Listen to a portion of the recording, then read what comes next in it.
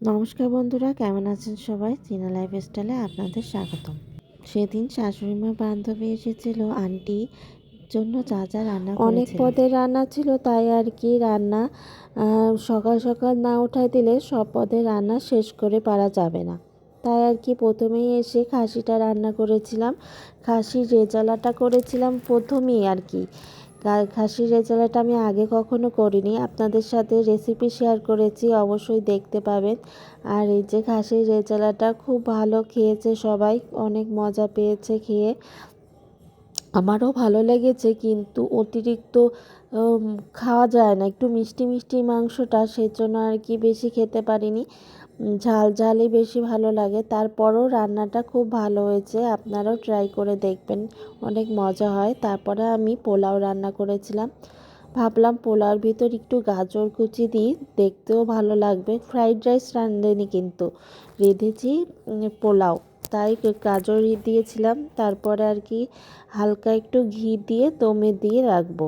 এই তো আমার রান্না শেষ। আর ছেলে মেয়ে তো খাসি খাওয়াই না, আর একটু বড় হলে খাওয়াবো। তাইতে আর কি চিকেন রোস্ট রান্না করেছিলাম ওদের জন্য, আর মাথা দিয়ে ডাল হয়েছিল, আরও 2-3 রকমের ভাজি হয়েছিল, চাটনি হয়েছিল, আর মাছ হয়েছিল, ডিম হয়েছিল। এগুলো আর ভিডিও করতে পারিনি, তাই আর কি দেরিও হয়ে যাচ্ছিল, তাই আর কি করতে পারিনি। এগুলো আপনাদের সাথে বলে দিলাম, কিন্তু ভিডিও করে শেয়ার করতে পারছি না। যেগুলো ভিডিও করেছি সেগুলোই আর কি শেয়ার করলাম আপনাদের সাথে।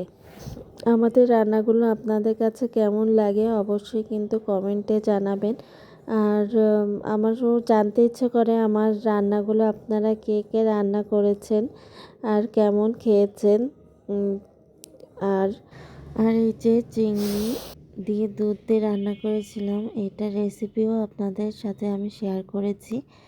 আরও অনেক রান্না হয়েছিল, সেই সব রান্না আমি ভিডিও এত করিনি, যেগুলো করা হয়েছে সেইগুলোই আর কি করেছিলাম।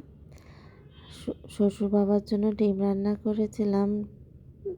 চিংড়ি মাছ কয়দিন আর কি খাচ্ছে না শ্বশুর বাবা, তাই আর কি ডিম রান্না করেছি। আর মাংস তো খাই না, আর আয়ের মাছ রান্না করেছিলাম। আর এই তো ছোট্ট একটা ব্লগ আপনাদের সাথে শেয়ার করলাম।